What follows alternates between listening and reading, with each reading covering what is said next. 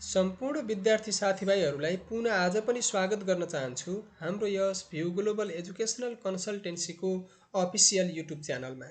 सदा जस्तै आज पनि बीबीएस थर्ड इयर अन्तर्गत ट्याक्सेसन एन्ड अडिटिङ सब्जेक्टको इन्कम फ्रम इन्भेस्टमेन्ट भन्ने च्याप्टर लिएर आएको छु। यो इक्जाममा 10 मार्क्समा स्योर आउने च्याप्टर अन्तर्गत पर्दछ। यो सामान्यतया इन्कम फ्रम इन्भेस्टमेन्ट अगाडिपट्टिको इम्प्लोइ र बिजनेस सम्बन्धी पढिसके पछाडि पनि धेरै सहयोग पुग्ने गर्छ।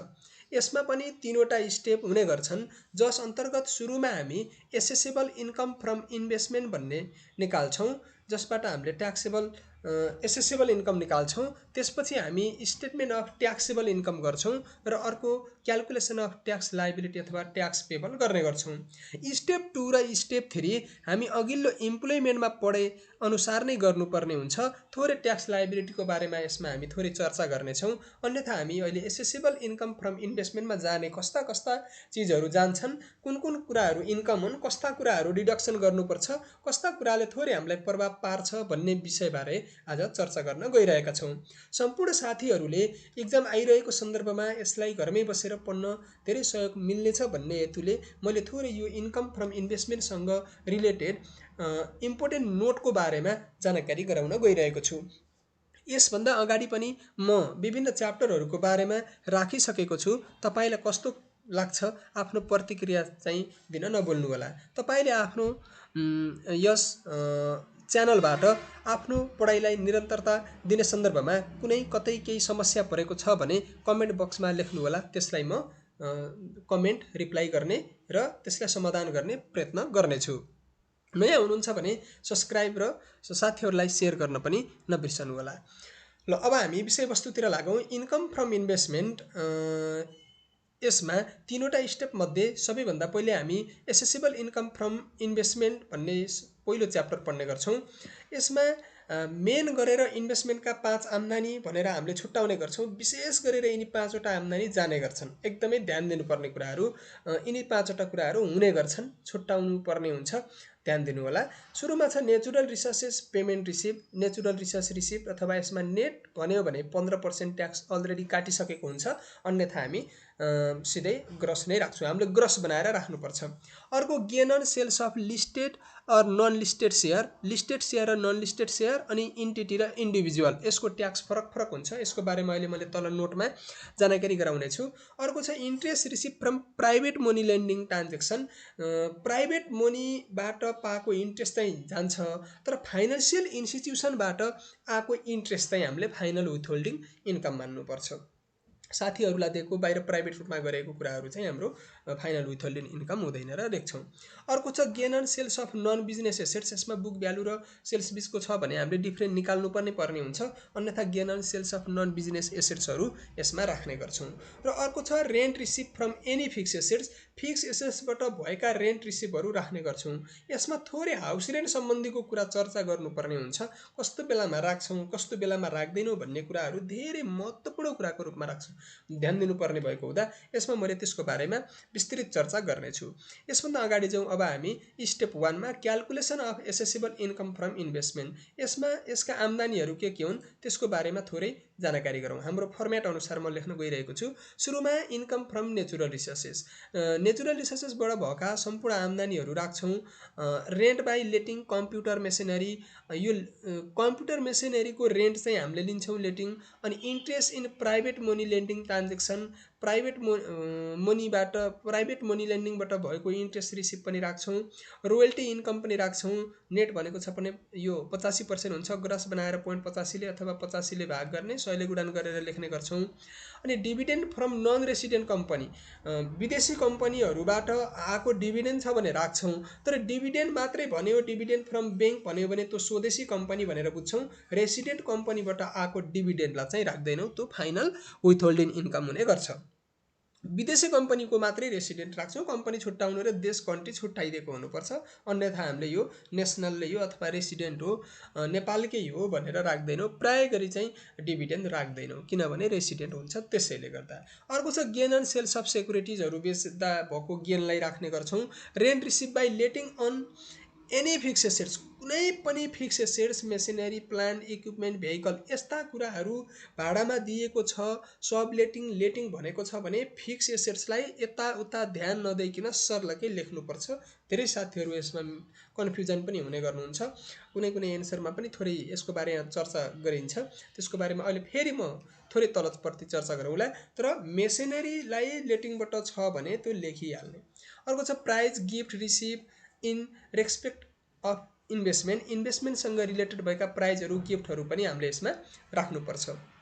यसै गरी अर्को छ amount receive in lieu of accepting restriction related to investment. यो रेस्ट्रिक्सन रिलेटेड टु इन्भेस्टमेन्टसँग भएको एमाउन्ट रिसिभ पनि राख्छौँ। यो एउटा पोइन्ट छ, त्यसको बारेमा पछि चर्चा गर्छौँ। एकपटक लङ क्वेसन र एकपटक सर्ट क्वेसनमा मात्रै आएको छ, बुकमा 1-2टा क्वेसन छ, ओल्ड स्कुलमा त्यति धेरै यसको बारेमा छैन। अर्को छ रेन्ट रिसिभ एक्सपेक्टेड फाइनल विथहोल्डिङ। प्राय गरी हामीले एक्सपेक्ट भनेको यहाँनिर एक्सपेक्ट फाइनल विथहोल्डिङ इन्कम बाहेक अरू रेन्ट रिसिभ राख्छौँ। फाइनल विथहोल्डिङ कस्तो हो अहिले बुझौँला। अनि gain on disposal of non business assets, non business एसेट्सका related gain on non business पनि राख्ने गर्छौँ। यहाँ माथि 5वटा आम्दानी यसरी छुट्याएको थियो भने यिनी कुराहरू पनि ध्यान दिनुपर्ने कुराहरू हुन्। अब यति गरिसकेपछि यिनी सबै एमाउन्ट हो, यिनी यहाँदेखि यहाँसम्मको सबै एमाउन्ट जोडिसके पछाडि ग्रस इन्कम फ्रम इन्भेस्टमेन्ट आउँछ। अनि इन्भेस्टमेन्टसँग जुन जुन कुरा आम्दानीमा राख्यौँ त्यसैसँग रिलेटेड खर्चहरू पनि राख्नुपर्ने हुन्छ। यदि आम्दानीमा नआएको खर्च छ भने राख्दैनौँ। त्यसकारणले एलावल इन्भेस्टमेन्टको एलावल डिडक्सन हो यहाँनिर DUCTION एलावल डिडक्सन, यो बुझौँ। एलावल डिडक्सनमा कस्ता कुरा जान्छन् हेरौँ। इन्ट्रेस्ट एक्सपेन्सेस भन्न खोजेको माथि यहाँ 3 नम्बरमा म लेखाएको छु interest from private money lending, माथि 3 नम्बरसँग सम्बन्धित छ भने मात्र जान्छ। माथि आम्दानीमा आएका शीर्षकहरूसँग रिलेटेड सबै कुरा समावेश गर्न सकिन्छ। आम्दानीमा भएका शीर्षकहरूको खर्च छ भने गर्न सक्छौँ। जस्तै माथि डिभिडेन्ड फ्रम रेसिडेन्ट कम्पनी भनेर छ, तर त्यही डिभिडेन्डको तल खर्च छ, किनभने रेसिडेन्ट कम्पनीको डिभिडेन्ड आउँदैन, त्यही भएर तलको खर्च पनि आउँदैन। माथि आम्दानीसँग रिलेटेड कुरा मात्रै जान्छन् भन्ने कुरा बुझ्ने। इफ एलावल depreciation and repair, depreciation and repair पनि राख्छौँ।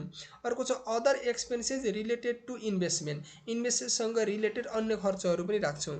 Tax pay to foreign country, foreign कन्ट्रीसँग उतै तिरेको छ भने, यदि विदेशमा ट्याक्स तिरेको छैन भने चाहिँ यहाँ राख्छौँ, तिरेको छ भने भइहाल्यो, तिरेको राख्दैनौँ। यति गरिसकेपछि टोटल एलावल डिडक्सन आउँछ।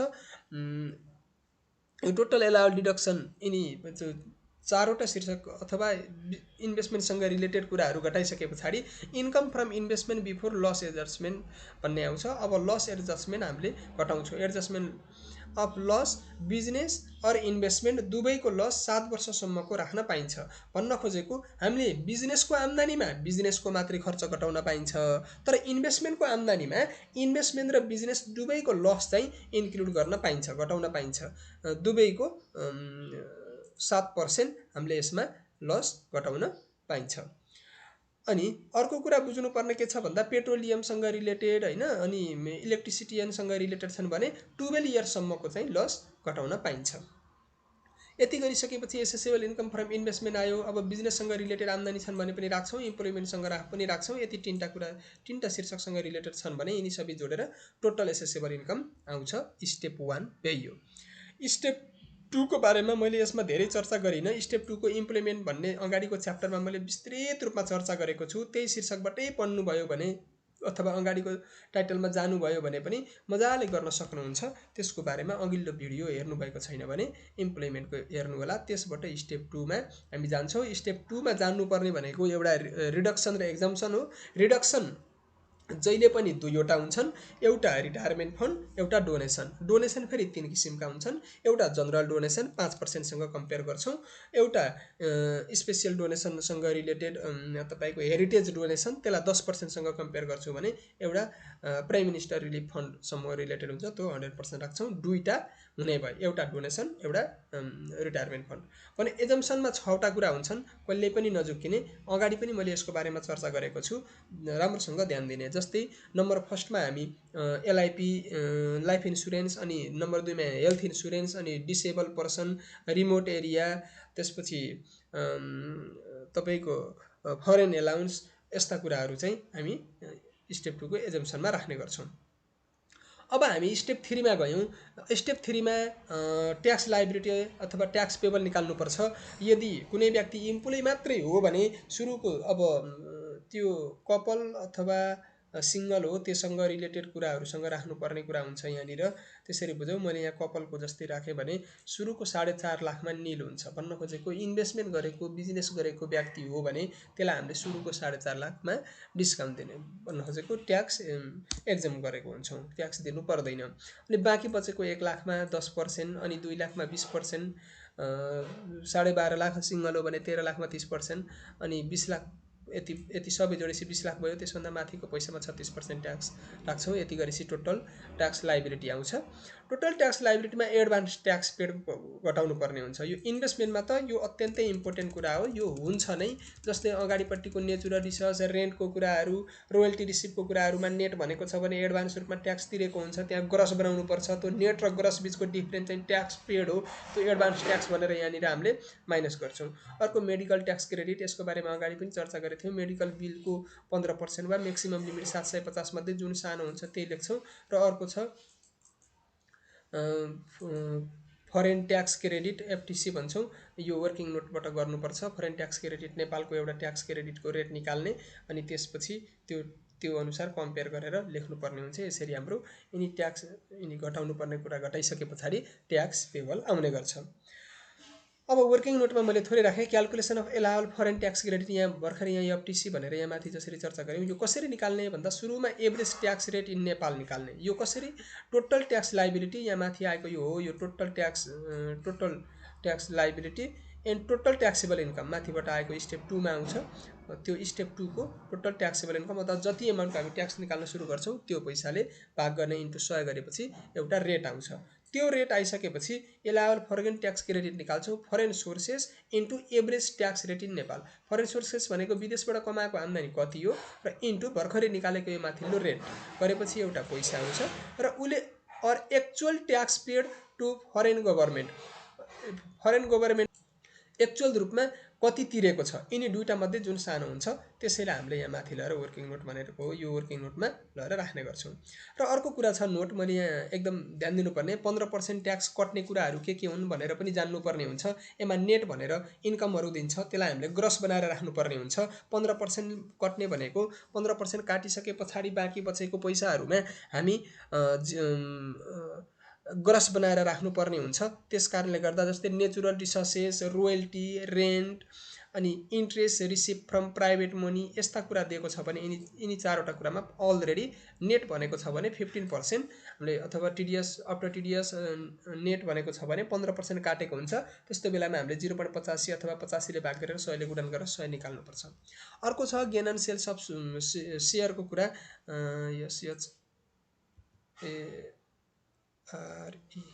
सेयरको कुरा, यसमा ध्यान दिनुपर्ने कुरा लिस्टेड कम्पनी र नन लिस्टेड कम्पनी दुईवटा हुन्छ। इन्डिभिजुअल व्यक्तिगत रूपमा लगानी गरेको छ लिस्टेडमा भने 7.5% हुन्छ भने नन लिस्टेडमा 10% हुन्छ।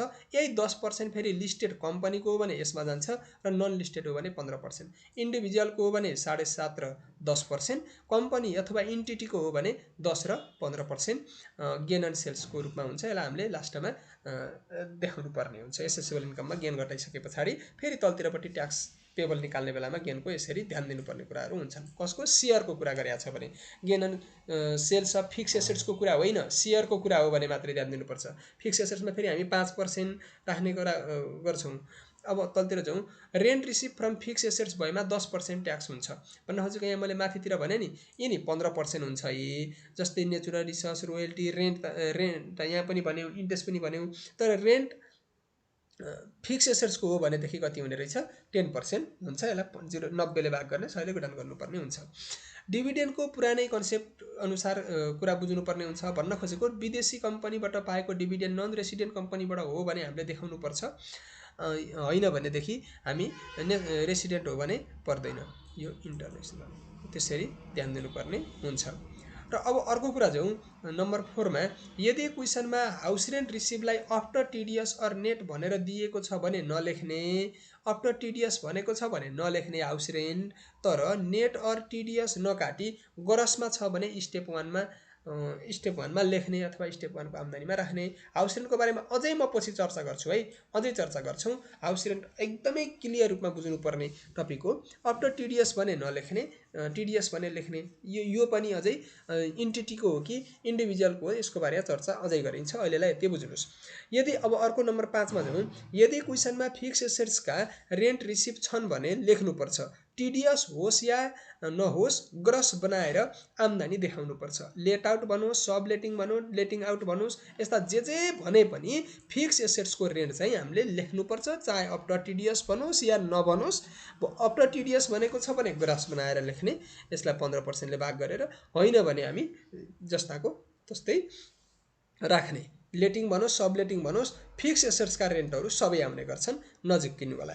अर्को छ एलाउबल डिडक्सनमा दिएका विभिन्न खर्चहरूमध्ये आम्दानीमा समावेश गरिएका रिलेटेड इन्कमका सम्बन्धित खर्चहरू मात्रै जान्छन्। अर्थात् माथि छ भने तल छ, छैन भने हुँदैन। भन्न खोजेको आम्दानीमा राखेका सँग रिलेटेड खर्चहरू मात्रै तल जान्छन्, डिप्रिसिएसन रिपेयर बाहेकका कुराहरूलाई। त्यसरी ध्यान दिनु होला। आम्दानीमा छैन तर खर्च देखाएको छ भने हामीले राख्दैनौँ, त्यो कुरा एकदमै बुझ्नुपर्छ। अब हाउस रेन्टको बारेमा मैले एकदमै चर्चा गर्न चाहन्छु। यो इम्प्लोइमेन्ट, बिजनेस र इन्भेस्टमेन्ट हामीले तीनवटा इन्कमहरूको बारेमा पढ्दै गर्दा हाउस रेन्टले कति बेला कस्तो कस्तो अवस्थामा झुक्काउँछ या झुक्काउँदैन भन्ने बारेमा एकपटक यहाँ म तपाईँलाई राम्रोसँग यसको बारेमा अझै एकदम विस्तृत रूपमा बुझ्नु होला। अझै एकपटक भन्छु, हामीले इन्कम फ्रम इम्प्लोइमेन्ट पढ्यौँ, एसेसिबल इन्कम फ्रम इम्प्लोइमेन्ट पढौँ। त्यसमा हाउस रेन्ट फाइनल टिडिएस भनेर बुझ्यौँ। त्यसमा व्यक्तिको पढ्यौँ। हाउस रेन्टलाई कहीँ कतै पनि हामीले समावेश गर्ने प्रयत्न गरेनौँ। हाउस रेन्टलाई त्यहाँ राख्दैनौँ, किनभने त्यसमा हामीले स्वतः के बुझ्छौँ, फाइनल टिडिएस हो भनेर बुझ्छौँ। अनि बिजनेसमा जाउँ। बिजनेसमा जाँदा दुईवटा कुरा बुझ्नु पर्यो, कम्पनीको गर्दैछौँ कि इन्डिभिजुअलको गर्दैछौँ। ध्यान दिनुपर्ने कुरा हेरौँ है, कम्पनीको गर्दैछौँ कि इन्डिभिजुअलको गर्दैछौँ। कम्पनीको भने त्यसमा हाउस रेन्ट रिसिभ जस्तो सुकै पनि जान्छ, नेट बनोस् या ग्रस बनोस्, बोथ जान्छ। कसको गर्दा? कम्पनीको हिसाब गर्दा। त्यसमा व्यक्ति समावेश छैन। बिजनेसमा रामश्याम हरि गीता यस्तो नाम आएको छैन भने हाउस रेन्ट हामीले लेख्नुपर्छ। नेट भने पनि ग्रस भने पनि। ग्रस बनेको भने जस्ताको तस्तै, नेट बनेको छ भने त्यसलाई आफ्टर ग्रस बनाएर लेख्नुपर्छ। त्यही बिजनेसमा यदि व्यक्तिले बिजनेस गरेको छ, इन्डिभिजुअल व्यक्तिको छ भने हाउस रेन्ट नेट भनेको छ भने आउँदैन। नेट भनेको छ, टिडिएस काटिसकेको छ भने इन्डिभिजुअल हो भने आउँदैन, तर ग्रस छ भने आउँछ। तर प्राय हाउस रेन्ट रिसिभ भन्दा आफ्टर टिडिएस भन्ने बुझिन्छ। हाउस रेन्ट भन्दा यसलाई के भने, कुनैमा आफ्टर नेट पनि भनेन, केही पनि ग्रस पनि भनेन भने कसरी छुट्याउने? प्राय गरी हामी बिजनेसमा केही पनि भनेन भने house rent already after TDS हो भन्ने अर्थ राख्छौँ र नलेख्ने प्रयास बढी मात्रामा गरिएको हुन्छ। ध्यान दिनुपर्ने कुरा। कम्पनीको हो भने त हाउस रेन्ट जाने नै भयो। इन्डिभिजुअलको हो भने नेट भनेको छ भने आउँदैन, ग्रस छ भने आउँछ भन्ने कुरा बुझ्नु पर्यो। अब अहिले हामी इन्भेस्टमेन्टमा छौँ। इन्भेस्टमेन्टमा सबैभन्दा ध्यान दिनुपर्ने कुरा, अहिले यसमा त धेरै कुरा ध्यान दिनुपर्छ, यो कुरा जान्नै पर्छ। एमा पनि यदि कम्पनीले इन्भेस्ट गरेको कुरा हो भने जस्तो सुकै हाउस रेन्ट रिसिभ पनि आउँछ, जान्छ इन्कममा। आफ्टर टिडिएस भने पनि नभने पनि जान्छ। कसको गर्दा? इन्भेस्टमेन्टको अथवा इन्टिटीको, कम्पनीको गर्दा, जसमा व्यक्तिको नाम छैन क्वेसनमा भने, रामले स्टार्टेड गरेको बिजनेस अथवा इन्भेस्टमेन्ट होइन भन्यो भने मात्रै जान्छ। अन्यथा व्यक्तिको नाम आयो भने अब के हुन्छ हेरौँ है। व्यक्तिले इन्भेस्ट गरेको कुरा हो भने, इन्डिभिजुअल हो भने हाउस रेन्ट, यो 4 भनेको हाउस रेन्ट नेट बनेको छ अथवा आफ्टर टिडिएस भन्यो भने नराख्ने। इन्डिभिजुअल बिजनेसमा पनि त्यस्तै थियो नि, एमा पनि त्यस्तै छ। ध्यान दिनुपर्ने कुरा, यो कुरा एकदमै ध्यान दिनुपर्ने कुरा छ है। त्यसपछि अब मैले अर्को कुरा भने, हाउस रेन्ट रिसिभ छ भने राख्ने, हाउस रेन्ट रिसिभ मात्रै भन्यो भने राख्ने, आफ्टर टिडिएस भन्यो भने नराख्ने, नत्र भने राख्ने, ग्रसमा छ भने राख्ने। र अर्को कुरा के बुझौँ भन्दा, सब लेटिङ, फ्ल्याटको रेन्ट, नेट भने पनि राख्ने। कसको?